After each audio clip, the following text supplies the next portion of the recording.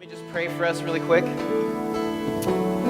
God, the God of everything, we pray that we would experience your grace today in the songs we sing, in the words we say, in the images we create or see, and all of those things would come together and open our hearts to you.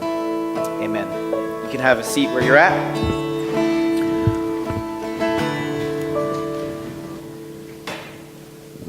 We're going to do a little stage prep work here. Hi, everybody. My name's Scott. How are you this morning? Who else is sick? Anybody sick? Yes? Okay. Stay away from those people. But, guys, I am recovering from a bit of a cold, so if I have some, snot sounds and coughing periodically, I apologize. That's just part of being a human being. All right. I got to ask one thing. I notice I'm 37 now, and I know I look pretty good for that. But where did my Bible? Oh, there it is. Okay. I find that some of my examples become dated, especially when I'm talking to people in college. So I just want to make sure. How many of you have ever seen Bill and Ted's Excellent Adventure? Raise your hand. Okay. That's important for me to know later on. I think we'll go there, but I just want to make sure. So, I have a lot of things that are good about me and a lot of things that are rough about me. One of the challenges is I'm ADD. Anybody else ADD? Yes? And then instantly you turned your attention somewhere else. So, when I speak, I try to go create something that's for my brothers and sisters out there who need some extra help. So, I wrote a play this year called We Are Not Troubled Guests, and I'm not going to do that just because it's like trying to take The Lion King and make it into a half-hour special. But I will do the singing at the beginning. Okay, I won't. But I took parts of that, and I wanted to talk about being made in the image of God and what does that look like in our lives. And I'm going to do that from an artist's perspective and seeing like if we're coming from this divine place and we are representative and reflect that divine being, what does it look like to kind of be the image in the world and respond to him in that way? So let's get to the beginning. So in the beginning, there is things that are unseen, and then they become seen. And then this divine being, he creates all of these elements that exist in the universe, but a finite number, at least that's what we can see. Right? We know that there are certain elements that exist, and we have a table, and we say, hey, here's the elements. Like, just look, for example, in this world, or in this room, your phone, your computer, your clothes, these chairs, this piano, these screens, they have not come from another dimension. They have not come from Jupiter. They're the elements that exist in this world, and we have taken these things of the world, refined them, processed them, and made them into these items that we have. The people in the beginning did not have iPhones. They didn't come into the world and God's like, by the way, here's your iPhone. No, it took us thousands and thousands of years to get to this, right? To get to that. All this world was created with all of that potential. And in the story, in the poem, in the book of Genesis, it says God on the sixth day comes and he gets to this place where he is going to create human beings. And he takes all of those elements. It says he takes the dirt. So the dirt is, it contains all the elements. Like Neil deGrasse Tyson, who's a famous astrophysicist, says we are created of stardust. So all the elements that exist in the galaxy, he takes those and he forms a person. And then he breathes his spirit into that being. And I think what uniquely makes us made in the image of God is not necessarily the elements that we're made out of, but the spirit, the breath, the life, that which has come into us that gives us life. And so if we are to, as a creator, as a creative person, if I am to see what God is doing, I am seeing a God that's taking things and then forming them and then breathing his spirit into it. So our role is, yes, involved with building things and creating things, but it's also learning a language of the soul. Now I learned this, so speak to the spirit. I learned this for myself when I was in my 20s, and I had to call myself an artist. you don't have to raise your hand. We've done enough raising of hands today. But do you, for some of you who are creative or call yourselves creative, there's actually a really important step, which is that you have to call yourself an artist. And most people be like, I'm creative, but I'm not an artist, right? You've probably heard that. You probably believe that about yourself. It's actually a big step to call yourself an artist. So I was 27 years old, so that was 10 years ago, and I was a high school teacher. I taught art, and some weird stuff just kept happening in my life. Do you guys know who Damien Rice is? Yeah, Damien Rice. I went to a Damien Rice concert, and I was in the front row, and I had already seen him one time. This is his second U.S. tour, so he just came out. People were getting to know him, and I was in the front row. And as the concert started, I was in like a trance the whole time. I mean, I was looking around going, is somebody doing drugs? Like, what's going on here? Because when the music started, I just started seeing art being made on stage. And a number of these things kept happening in my life, and I was like, it seems like I'm being invited into a conversation. And so, and I think that conversation was, I should go and make art. I should be an artist full time. I should make art with music and on stage, and which I've done now. But that was the first kind of invitation to it. And so I remember having this conversation at a coffee shop, which conversations usually do, and that conversation was with God. And I was at a coffee shop, and I was like, what am I supposed to do with my life? I know you've never asked that question in college, but I was like, what? I was out of college with a degree and still going, what am I supposed to do with my life? And I got to this place where I was like, it seems the best way that I could live my life would be to do the things that I'm best at, right? And at the time, and I wasn't a very good artist at all, but it's like, this seems the thing that I can do the best is make art. And I was like, maybe I should be an artist. That's what I should do. And I got to say that moment was actually really disappointing. Like, it wasn't like, oh yeah, I'm going to be a painter. It was like, oh really? Oh, I'm going to be like emotional and broke my whole life. I actually thought of a metaphor in that moment that is based on this old cartoon called Captain Planet. Okay, Captain Planet fans. Go Planet. So, if you don't know about Captain Planet, I'll recap it for you. So, Captain Planet was the greatest environmental propaganda cartoon there ever was. So, the Earth is sick, and Gaia, the Earth spirit, played by Whoopi Goldberg, she hands out these 5 power rings to teenagers across the world. A smart idea. And so, they have these powers of the Earth, and so there's earth, and then the guy from Brooklyn, Wheeler, has fire, and then there's wind and water, and so there's these people, these evil people who are like, I want to make way more photocopies than need to and pollute the earth, and then they would fight them with their powers. And then there's this 5th ring, and you only see it really briefly, okay? So, and here it is, coming up after the dolphin. That's it, right there. That's it. That's all you get to see of the 5th ring, and it's heart. And then if they can't defeat the evil people, they combine their powers, and it makes this really eccentric guy named Captain Planet who's shiny and green hair. And he fights evil. But I want to go to Mati, who uses the power of the heart ring.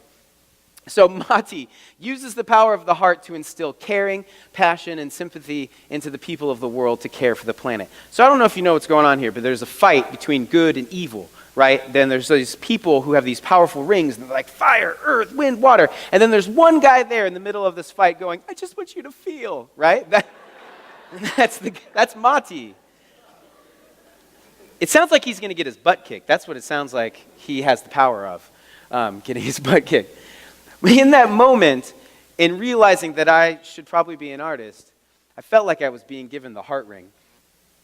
I felt like I was being given a ring that wasn't important in the world. Because look, I went to, like all my friends that I graduated with are now doing really important things in the world. They're doctors and principals of high schools and in the military and in the government and doing really influential things. It's amazing in college, you're kind of all doing the same thing, but give yourself 10, 15 years and all of a sudden all of you are the culture makers. All of you are the people who are making the culture of the world, and these are your peers that you went to school with. And so all my peers are doing important things, and I was like, I'm supposed to just make paintings in the world? Like in the world of good and evil going on, I'm just supposed to make art? And I remember in that moment going, all right, God, if this is what you're giving me, and in some way you're going to hold me accountable to this later on in my life, and I can't do anything with this, like you don't show me a way, then it's your fault. We'll just put the blame on you, all right? Because you're the one who's inviting me into this. And I'll tell you what, I've been at it for 10 years. I've been broke most of the time. Now I have 2 kids and a wife, and it still seems to be working out. But I'll tell you, you can, if you want to set out to do something in the world, you can have all the power you want, but if you can't change people's hearts, nothing will ever change. Like being an artist is learning the language of how to speak to people's hearts. How do you get into the language of the soul, the language of the spirit? And that's what I think that we see in God, and I think that's our invitation, is how do we speak to humanity at its most lowest and what's the conversation underneath everything that's going on? Because there's a lot of noise that's happening up here, but it's really coming from a place like that. And I would like to show you how I discovered what I think our most common story is, what our most common way of being in the world that we feel like is. And it happens in this movie clip from Walk the Line. So this is a movie that was made about Johnny Cash. And in this scene, Johnny Cash, played by Joaquin Phoenix, he got his first, he met Sam Phillips, who owned Suncoast Records, and he went and this is the first songs that he's written, he's trying to play. He's trying to get a record deal.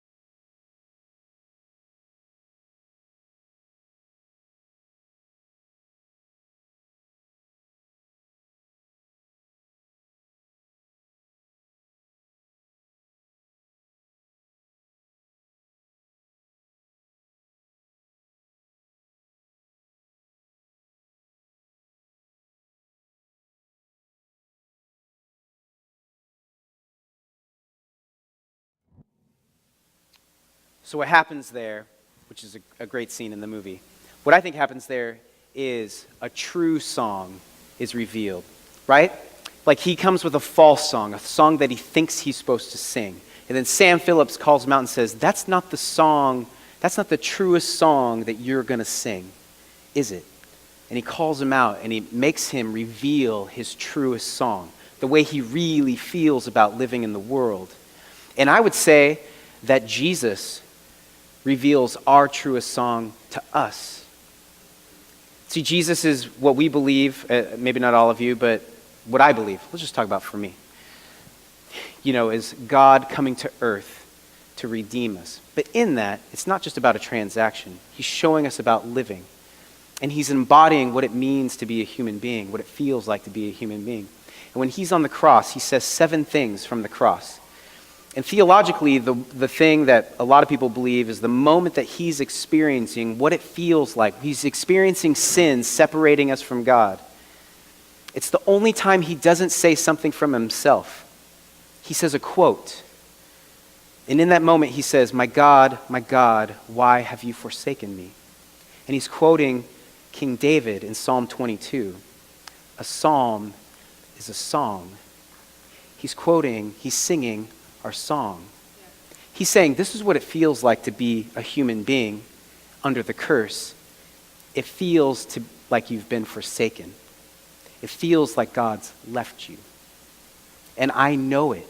I'm the God who knows your song, and I'm here to sing it to you, and I'm here to tell you that it's not over, and I'm going to give you a new song. For me, look, I'm a Christian. I'm not a Christian because it makes sense to me all the time. I'm not a Christian because I have it all figured out. But I'm a Christian because of that line. I'm a Christian because there's a God who revealed my truest song to me and then gave me a new one. And so I would say in whatever you do, in whatever career or aspect or way that you're going to be in the world, remember that underlying everything is the general feeling that God has left us and we're all on our own. And that's always what we're working from. And if we can speak to that, we can bring redeeming things. And I want to get to those things as well. So I want to tell another story about Jesus. So there's this scene in the book of John, and this woman is brought in front of Jesus, and the claim is that she was caught in the act of adultery. And by the law that was given to the Jewish people, they had the right to stone her. They had the right to kill her right there on the spot.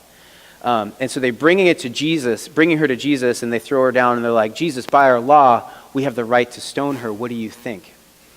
And Jesus in the story, he looks at her, and then he stoops down to the ground, and he starts to write something in the ground. And then he looks up at them and he says, if you are without sin, why don't you throw the first stone? And then he continues writing in the ground, writing in the dirt. And the people hear this, and first it says the older people left, and then the younger people, until everybody basically dropped their stones and walked away. And it's just Jesus and this woman again. And he looks at her and says, woman, where are your condemners? And she's like, they've all gone. And he says, well, I don't condemn you either. So go and sin no more.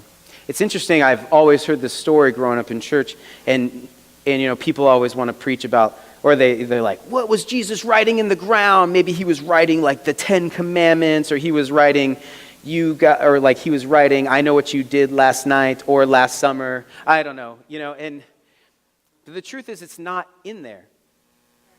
It's not in there. And I think what's important about why it's not in there is because, for one, what's happening there is Jesus is drawing attention to himself in that situation. But I would like to submit, too, that stooping down and putting his hands in the dirt is recalling that same action that God had at the beginning when he was creating human beings, humanity, in that story. And, the Bible starts with saying humanity is good. And I think what he's doing, he's saying, this woman, she's good. She was intended for good. You were intended for good. And so our work, if we're looking at a God who's working and we're supposed to reflect that, our work is to remember to call back to the good, to call out the good, the rightness, of a loving God and humanity. This fleshes out in a lot of different ways. So a few years ago, I got to work. I was the artist in residence at a church in Houston, Texas. And I was basically on staff as an artist to lead the congregation in a visual culture in lots of different ways. And so we do a lot of different things every year during Lent. So from Ash Wednesday to Easter, 40 days, we would do a Stations of the Cross art show because our main space was an art gallery, most of it was.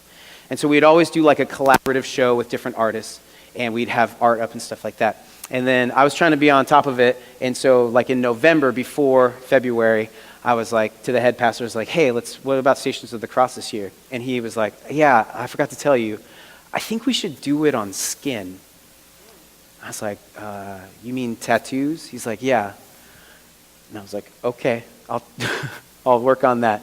And so I had to dive into this project, and we had this guy in our church. We have a lot of tatted people, but this one guy's totally covered, and I was like, hey, buddy, let's talk. And I told him about this project. His name's Nate. He's actually done my tattoos, which you can't see. But he was like, you know, if I can give you one recommendation about this project, is that tattoo culture has an immense history. In fact, even some say the roots come from when Cain kills Abel, and Cain is given a mark that was the first tattoo, and so tattoos have always kind of been outsider or the rebel or something like that. And so he's like, don't dismiss that culture. So I dove into that, and it's a long story, and I could tell you a lot about it, but Stations of the Cross are two things I don't want a tattoo of. One, it's Jesus, and a cross.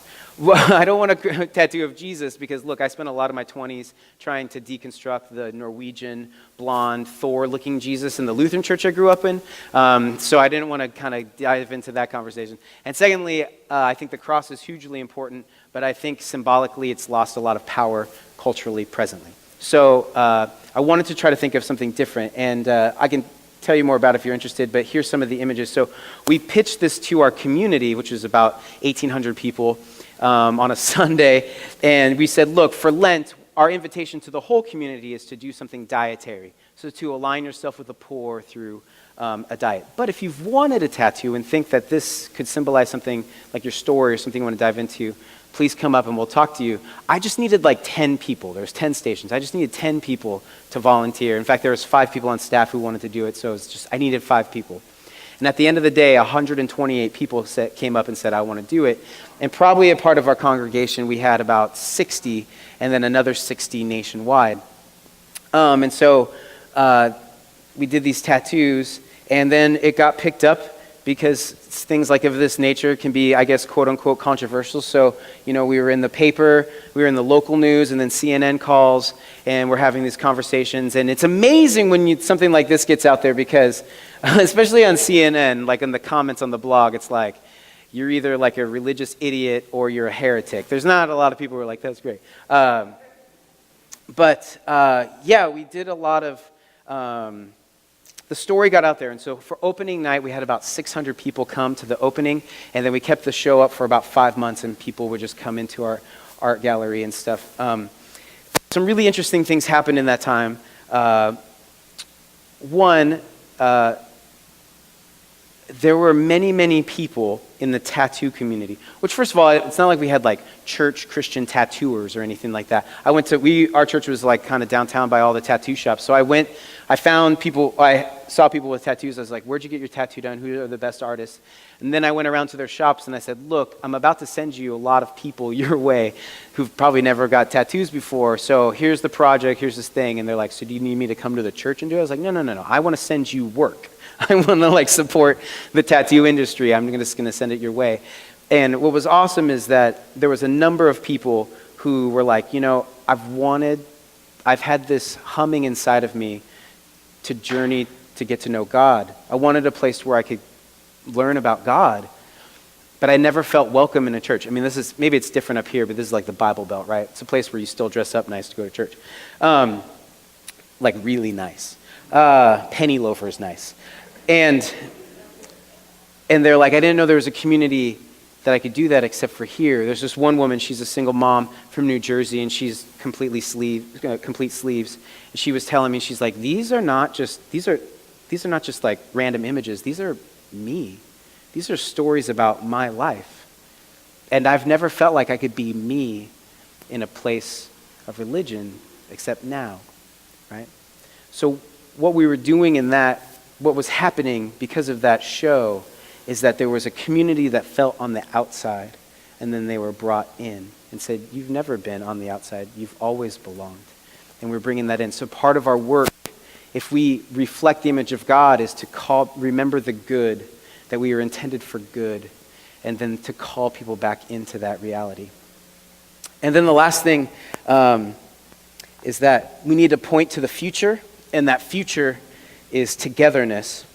So Paul, who's a guy who wrote some of the Bible, he in his letters to the church in Ephesus, he says this in chapter 2. He says, consequently, you are no longer foreigners and aliens, but fellow citizens with God's people and members of God's household, built on the foundation of the apostles and prophets, and with Jesus Christ himself as the chief cornerstone.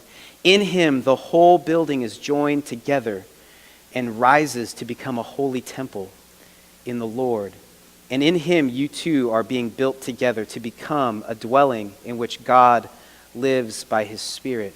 So in this language of Paul, he's talking about like architecture. Like he's saying, we all people, alien, strangers, not just the Jews, but everybody is being invited, and God is building us into a temple in which he lives. And it sounds like architecture rising up, right? There's a really famous architect, and his name is Louis Kahn. And he said this, he said, a brick wants to be something. A brick wants to be something. It aspires. It aspires to be something more than itself. It aspires to be beautiful. It aspires to be transcendent. It aspires to be built with others, right? That's how it becomes more than itself. And I would say in the same way, we as humanity together are being built together. Like we can see this in the narrative of the Bible, that there's this city and we live in it. And there's no need for a temple because God's presence is everywhere. And there's no need for light because he illuminates everything. And we are being built together. So we need to call that out. I made this painting like 8 years ago. It's called Forgive Thy Brother. And then more recently, this year I wanted to make it a bit universal because that's my friend Ben and that's my friend Tim. And so it gets pretty specific. But then I wanted to bring it to a more kind of universal level that lets a lot of people infer their own story to it. And then actually just on Saturday night, I made this version, which is called Forgive Thy Blubber. I'm redoing it with a harpoon gun. So forgive thy other. So I was having this art show in Seattle, and I had a bunch of stuff up in this one space. It was in this cupcake coffee shop that has a really great wall space, and they don't take a cut, and they make good cupcakes. And so I was there for like the opening art night, which means you just stand there and nobody wants to talk to you except eat cupcakes. But this one guy came up to me, and he was really big and had a big leather jacket. He was pretty intimidating, and he came up to me and he's like, hey man, did you make all this work? And I was like, yeah, sir. And he's like, I really like it. And I was like, oh, awesome, thanks, man. I was like, do you have a favorite? And he goes, I like that one over there. And he pointed to Forgive Thy Brother. And I was like, oh yeah, why? Why is that? And he goes, because I get it, right? And in that moment, what hit me was like, hey, you know what? Religion doesn't own the rights to the forgiveness story, right? And maybe this was a personal growth time for me because I had grown up in the church and stuff, but forgiveness is hard for everybody. Because this image isn't just something I made up, it's autobiographical. Not in the way that I got shot with arrows, and I'm recovering. No, but it's called Forgive Thy Brother because I have a strained relationship with my brother. Right? I don't really talk to him anymore. And I don't really know how to forgive him for a lot of the painful things he's done to my family. And I'm sure you've never had a problem in your family, so let me just try to tell you a little bit more so you can have some empathy, but it's really hard to forgive somebody who's hurt you. It's really hard. The easier thing to do is just to forget about it, right? But so I'm trying to align myself with this guy, Jesus, and he says this thing where he says, if you can't forgive your neighbor, your Father in heaven can't forgive you. And I was like, oh man, what is this, like a loophole in grace? So, you get to the end and like, sorry, you didn't forgive everybody. Like, crap, I'm out, right? No. And I was talking about this with a friend of mine, and he goes, I don't think it's about it being a loophole or something. It's like, I think it has to do with community. That the foundation of community is forgiveness. That it's not about you can't get in because you didn't do something. It's just like you can't exist in community without forgiveness. So we can't enter into the togetherness that we're being called to without forgiveness. And that's what we constantly need to point to in our world, is that eventually that we will come together, that there's a togetherness that we're being called to. And the only way forward is through forgiveness. I know this isn't applicable to life because, diversity issues and war issues have nothing to do about forgiveness. Oh, wait, they do, don't they?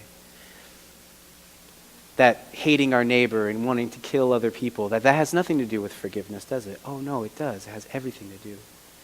This is what we're called into. This is the way that we're being called into the world. And one of the things that I think that artists are really good at, but I want to say that we're all invited into, is imagination. And I'm stealing this from Erwin McManus, who's a kind of artist, pastor down in California.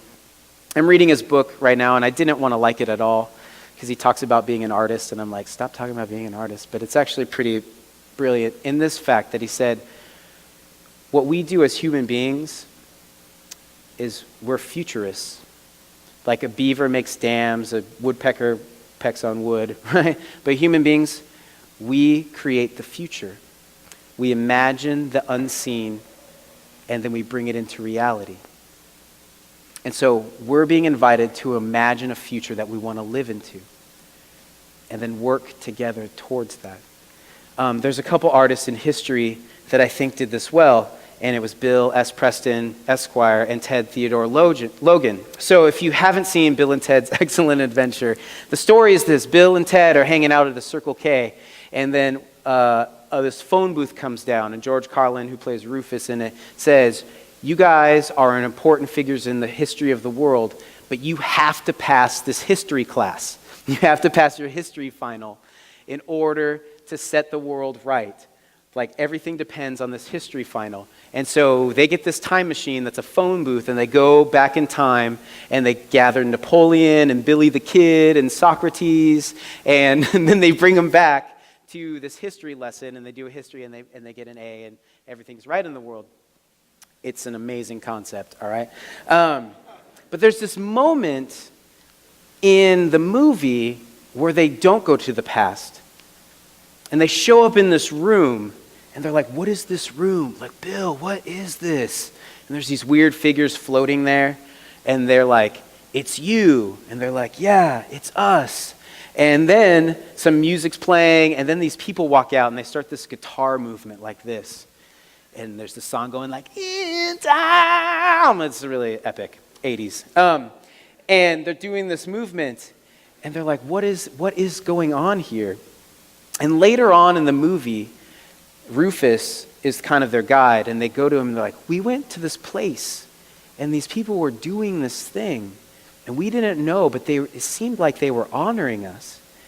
And Rufus tells him, he says, guys, I know, you just have to go with me here. The music that you create brings peace in the world. It brings peace in everybody's heart. People work together. We solve all diseases. We solve all problems because of the music you created. And you entered into that future. You entered into that reality. And people came to say thank you. That's an amazing idea. Like, what is the world that we want to live into?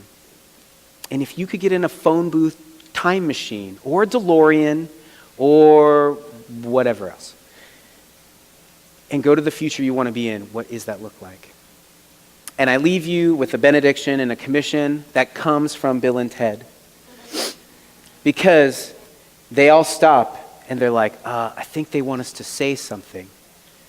And so Bill goes, be excellent to each other. Right? Love your neighbor as yourself. Be excellent to each other. And then Keanu Reeves, Ted, says, party on, dudes! Which means celebrate.